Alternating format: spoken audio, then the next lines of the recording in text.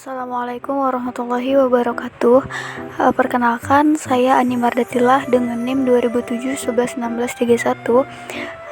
Di video kali ini saya akan menjelaskan sedikit materi mengenai cara membuat lingkaran menggunakan OpenGL pada software CodeBlocks. Sebelum masuk ke dalam cara membuatnya, yang pertama kali yang harus diketahui terlebih dahulu adalah apa sih aplikasi software CodeBlocks ini.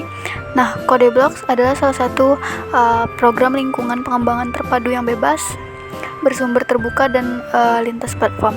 Nah, program yang ditulis dalam C++ beserta widgets untuk GUI-nya ini biasa digunakan bersamaan dengan berbagai macam kompilator. Nah, misalnya contohnya GCC dan Visual C++. Peralatannya yang tersedia tergantung dari plugin yang ada dipasang. Nah, sekarang ini CodeBlocks lebih tersedia sebagai perangkat pengembangan dalam bahasa C dan C++. Walaupun program ini juga bisa disesuaikan dan mungkin akan membutuhkan pemasangan tambahan untuk pengembangan perangkat lunak seperti ARM, AVR, GLUT, GTK+, dan lain-lain.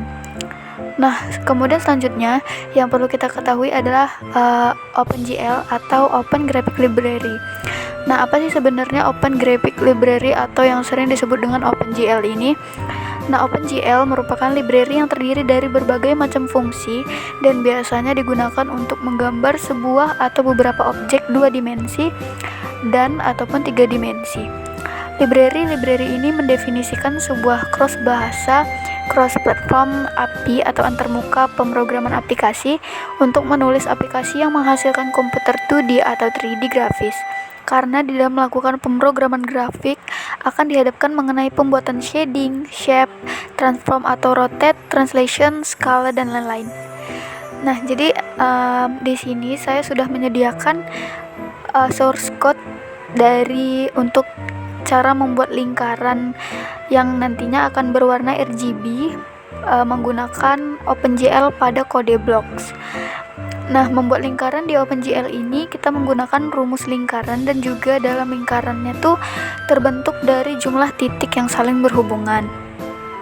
Nah, jadi ini adalah bagian dari fungsi-fungsi include. Nah, kemudian kode ini digunakan untuk menggambar vertex atau sumbu X, sumbu Y. Poligon biasanya juga digunakan ketika kita ingin menggambar sebuah bangun datar atau ruang yang memiliki sisi banyak. Nah, untuk membuat sebuah lingkaran itu kita membutuhkan banyak titik sudut, kemudian nantinya dihubungkan oleh garis yang biasanya disebut titik. Kemudian kita menggunakan perulangan for untuk mengulangi proses tersebut. Nah, proses itu untuk menggambar lingkaran dan memberikan pewarnaan pada lingkaran. Kemudian kode yang ini untuk mengakhiri, membuat Windows dan memberi titel pada Windows. Nah, maka setelah di compile dan di run, maka akan keluar hasilnya seperti ini.